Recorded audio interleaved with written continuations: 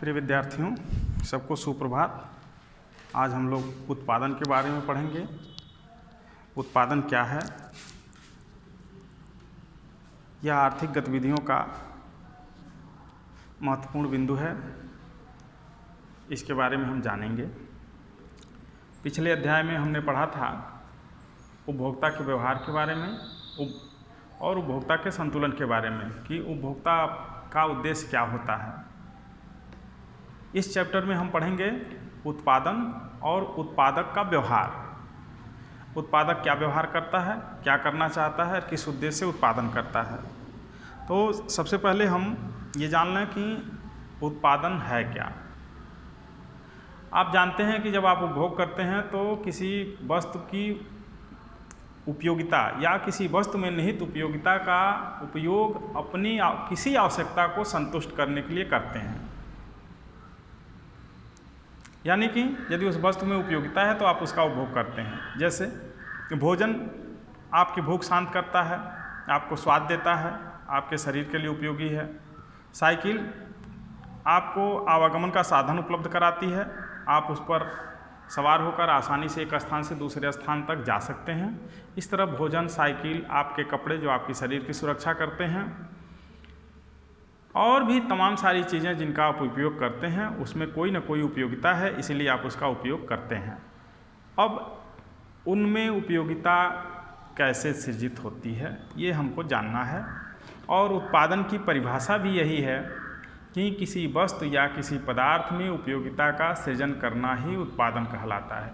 आप जानते हैं, थोड़ा बहुत विज्ञान पढ़े होंगे तो आप जानते होंगे मनुष्य न पदार्थ का सृजन कर सकता है, न विनाश कर सकता है, केवल उसका रूप परिवर्तित कर सकता है। जैसे आप लकड़ी जलाते हैं तो लकड़ी पुनः अपने मूल अवयवों कार्बन डाइऑक्साइड, जल, कैल्शियम, फास्फोरस इत्यादि में बदल जाती है। जो हवा में उड़ने लायक हैं जैसे जलवाष्प और कार्बन डाइऑक्साइड, ये हवा में उड़ जाते हैं और बाकी जो कैल्शियम, फास्फोरस होता है वो राख के रूप में नीचे बचा होता है।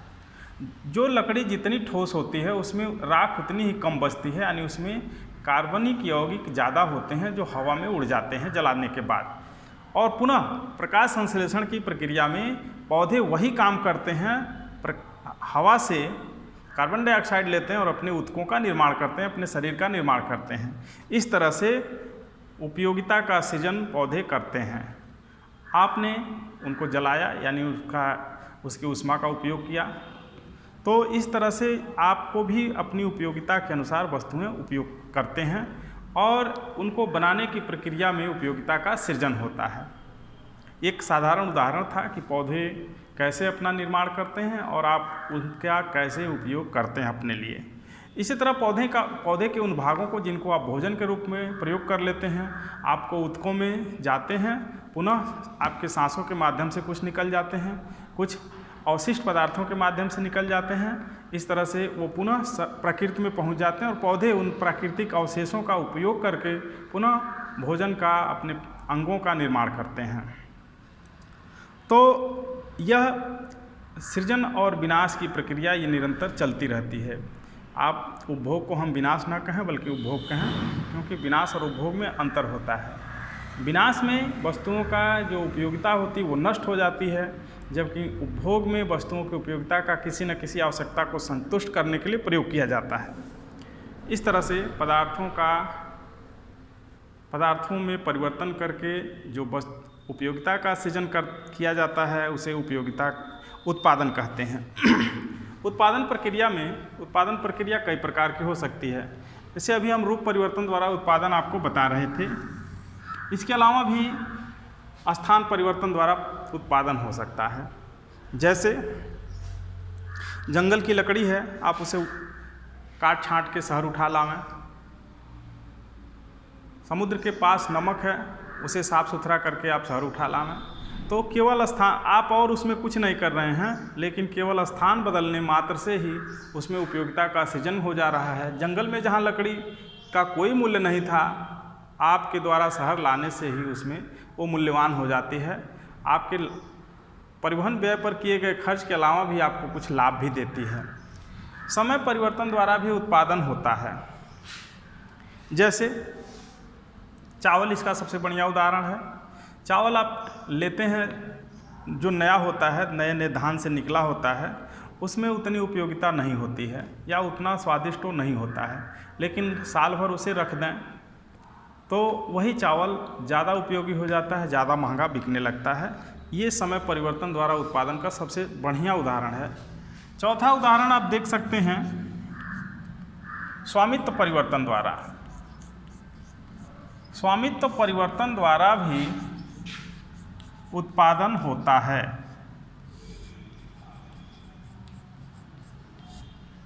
दो व्यक्तियों का उदाहरण लीजिए, एक व्यक्ति कार्यशील है और एक व्यक्ति उतना कार्यशील नहीं है। लेकिन जो व्यक्ति निष्क्रिय है यानी कार्यशील नहीं है, उसके पास कुछ पैसे हैं, पैसे अपने घर रखा है, उससे कोई लाभ उसे प्राप्त नहीं हो रहा है। लेकिन उसे यदि वो ऋण के रूप में कार्यशील व्यक्ति को दे दें तो जो व्यक्ति कार्यशील नहीं था उसे भी लाभ होगा और जिसे दिया गया क्रियाशील व्यक्ति को भी लाभ होगा। वह उत्पादन प्रक्रिया में लगाकर कुछ कमाई करने लगेगा और ब्याज के रूप में इसे भी कुछ आय देने लगेगा। तो ये स्वामित्व परिवर्तन द्वारा उत्पादन का उदाहरण है। अब हम आते हैं उत्पादन के साधन पर। उत्पादन के कितने साधन हैं ये हमें जानना है, उन्हें परिभाषित करना है। उत्पादन के बहुत सारे साधन हैं, जैसे भूमि, श्रम, पूंजी, तकनीकी, उद्यमिता, और आप विभिन्न तरीके का और नाम ले सकते हैं। लेकिन मुख्य रूप से 4 साधन माने जाते हैं, जैसे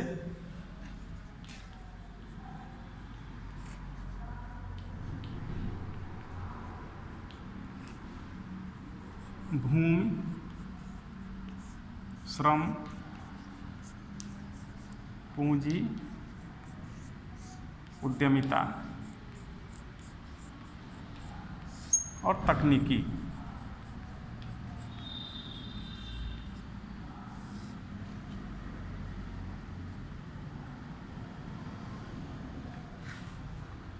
प्रकृति द्वारा प्रदत्त निःशुल्क उपहारों को भूमि कहते हैं।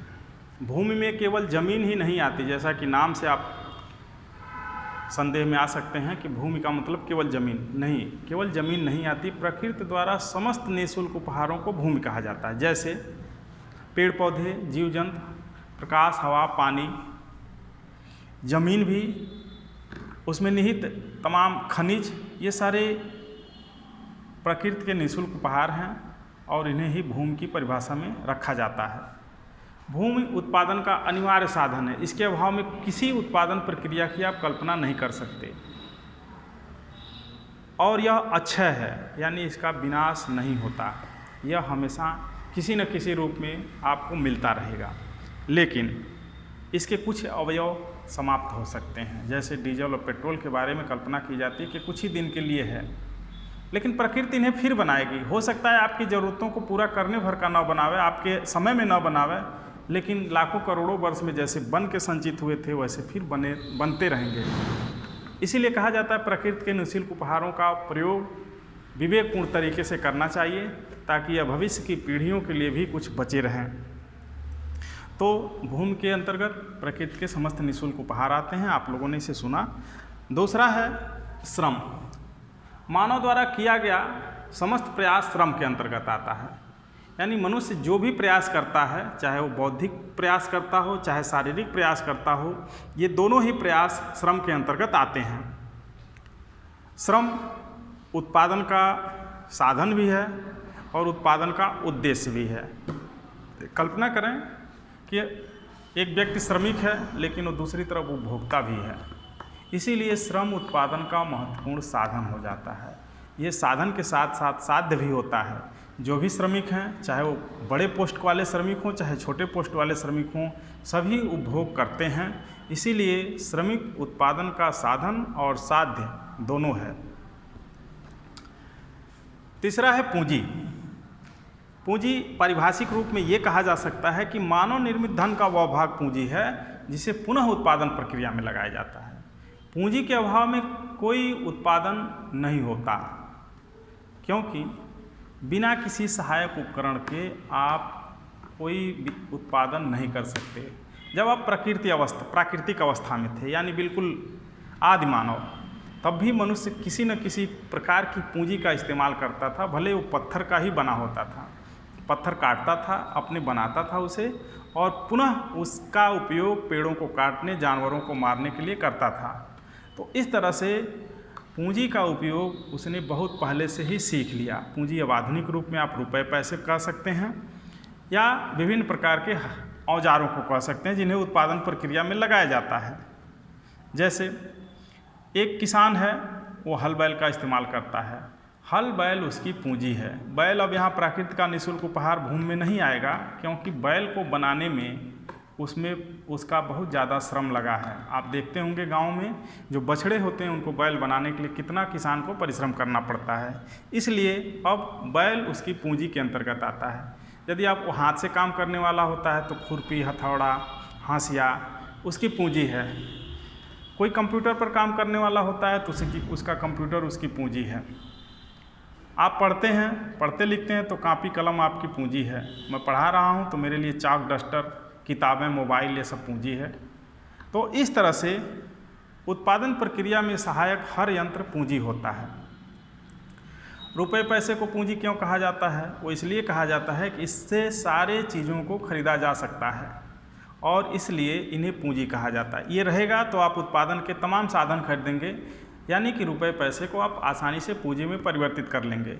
इसीलिए बचत को ही सबसे प्रमुखता दी जाती है, ताकि उत्पादन प्रक्रिया में पूंजी निर्माण होता रहे।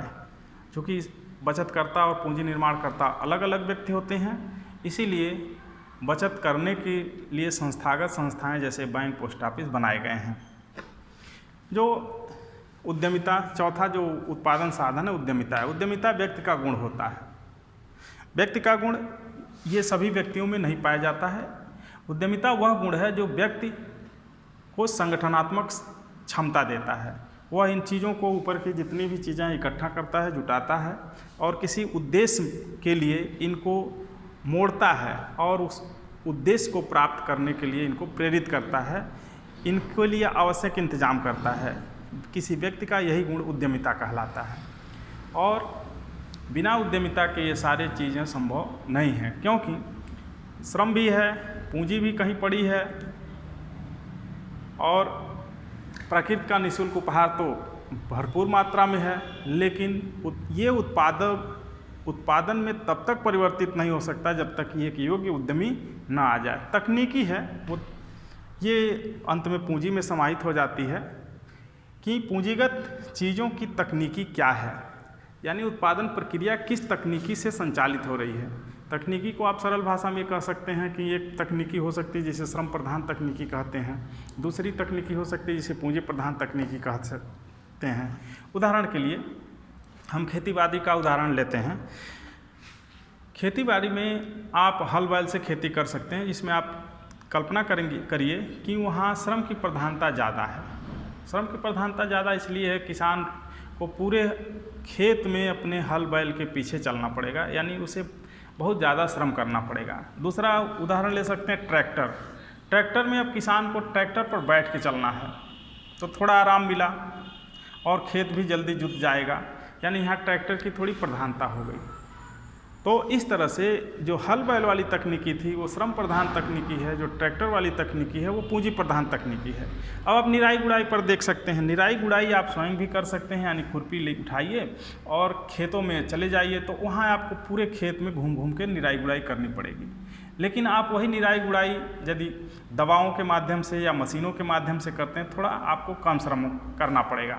तो इस तरह से आप पाते हैं कि तकनीकें दो प्रकार की हो सकती हैं, या दो प्रकार से मुख्य रूप से विभाजित की जा सकती हैं, श्रम प्रधान और पूंजी प्रधान तकनीकें, और इस तरीके से उत्पादन हो सकता है। और ये उद्यमी पर निर्भर करता है कि वो अपने लाभ को देखते हुए किस प्रकार की तकनीकों का इस्तेमाल करता है। अब उद्यमी का जो ड्राइविंग फोर्स है, यानी जो उसे संचालित कर रहा है, वो है उसका लाभ उद्देश्य। जब उसे श्रम प्रधान तकनीक में लाभ हो रहा है तो श्रम प्रधान तकनीकों का इस्तेमाल करेगा, और पूंजी प्रधान तकनीक का से उत्पादन करने में उसे लाभ हो रहा है तो पूंजी प्रधान तकनीक का वो इस्तेमाल करेगा। इन समस्त चीज़ों को आगत कहते हैं। उत्पादन प्रक्रिया में इन समस्त चीज़ों को आगत कहते हैं और इन सभी आगतों से मिलाकर एक उत्पादन होता है जिसे आप क्यू कह सकते हैं। Q is the function of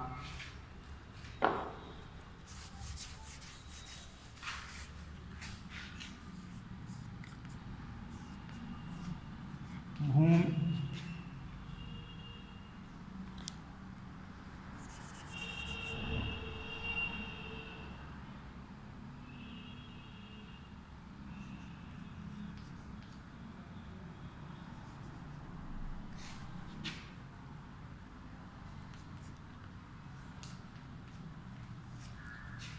जो उत्पादन फंक्शन होता है श्रम, पूंजी, लैंड, इंटरप्रेन्योरशिप और टेक्नोलॉजी।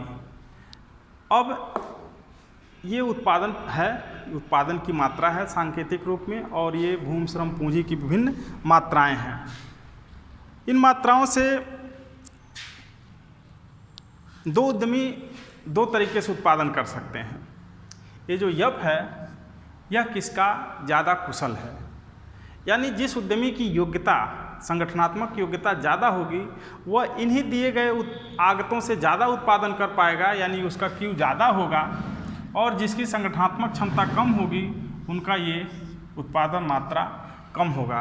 तो कुल मिला के यफ जो है उद्यमी की संगठनात्मक योग्यता को व्यक्त करने वाला कारक है। अब हम आपको एक एक करके उत्पादन तकनीकों, उत्पादन सिद्धांतों के बारे में बताएंगे।